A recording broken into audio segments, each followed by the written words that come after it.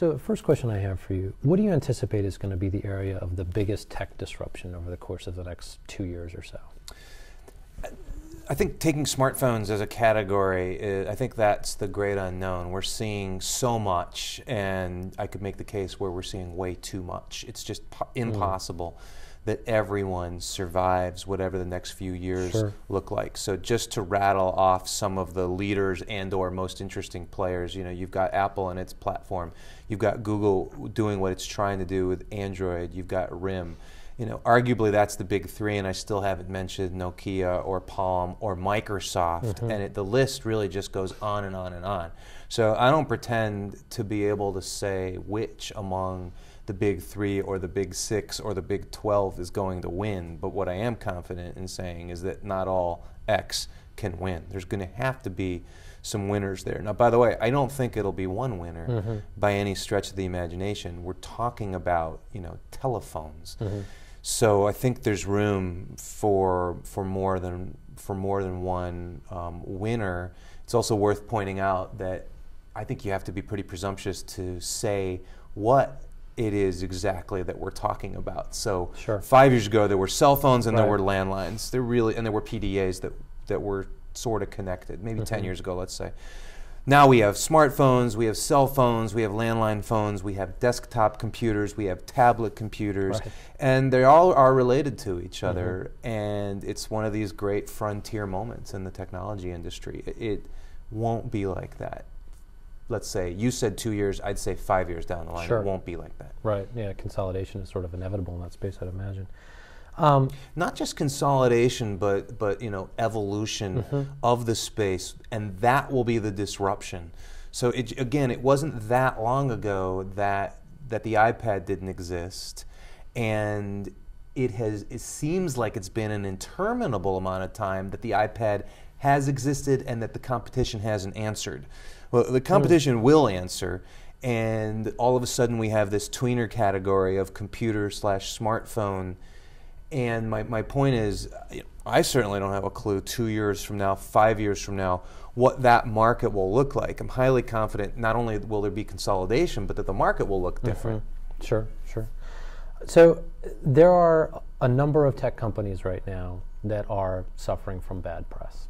Are there ever examples of companies who are going through that type of situation where they have turned it around? Well, I would argue that companies, you know, don't suffer from bad press. Companies are bad, and then they get bad press, and it's it's a subtle but self-serving distinction. Right. You know, I don't come from the shoot the messenger school of media. Sure. So, is there an example, or are there examples of tech companies whose fortunes have soured and who have been able to revive themselves? The very best example in technology industry history is IBM. It's really, I would argue, the only sizable, extremely successful company that went through a hard time and was able to recreate itself. And when you look at what IBM did, it recreated itself in a very specific, demonstrative way. I mean, it sold off businesses. It doubled, tripled, and quadrupled down in other businesses, namely software and services. And it got out of PCs, for example, and other forms of hardware, and it succeeded, and it's thriving today as a result.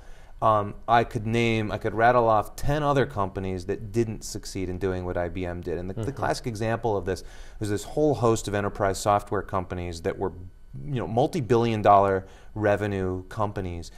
It took them a very long time to die because they had, or to be sold off because they had big installed bases of customers who wanted to keep buying updates to the product, and so they lasted and they lasted and lasted, but they didn't really grow. So, you know, who are we talking about today? Two of the best examples are Yahoo and AOL.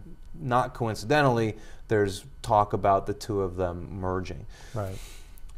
Do I think that a merger of Yahoo and AOL would make a winner out of two, you know, let's be kind, less than winners today?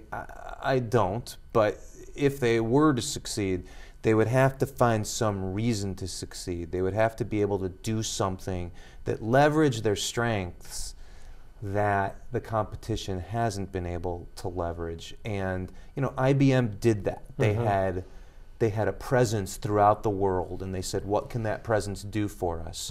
Well, it turns out provide services on technology was something IBM could do very well, and once they got that point, they did it, and they stopped focusing on the things that they couldn't be so good at, or that they weren't good at. I would argue that that's a very difficult thing for companies to do.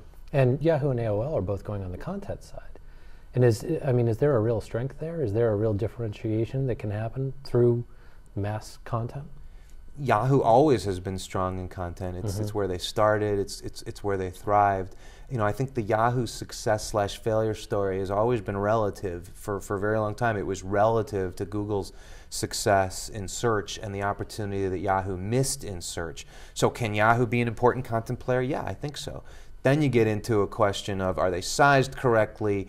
Do you have the right expectations about what their growth is relative to companies with better margins, because they're not in the content business, they're in the technology business.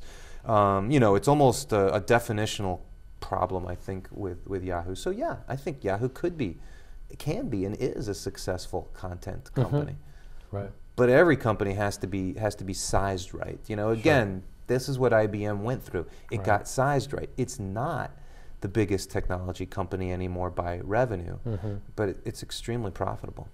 So last question I have for you. You did a session here on managing hypergrowth, and in the network economy, hypergrowth is something that actually is possible. What's the downside to that? What's the problem of growing too fast? Well, there's many downsides to growing too fast. It's difficult to maintain your culture while you're growing quickly. It's difficult to maintain your standards while you're growing quickly, and it's difficult to maintain people's expectations of you while you're growing quickly, because once you get the patina of fast growth, it's what everyone expects of you. It's what your customers expect, it's what your investors expect, it's what your partners expect. They expect you to be innovative because you were innovative. And there's many companies are able to keep growing well. Today I interviewed the CEOs of Zappos and Gilt, who have maintained rapid growth, but they're still very young companies. They're approaching it in different ways. And in the tech industry today, there's only one company that has been able to maintain and rejuvenate its growth over a very long period of time, and that's Apple. And they went through some pretty rough years to get there, and they have an extraordinary story. Other companies, by the way, continue to grow quickly. Google grows quickly, just not at nearly the rate that it grew before. Sure. Well, thank you very much for being with us. Appreciate it. Thank you.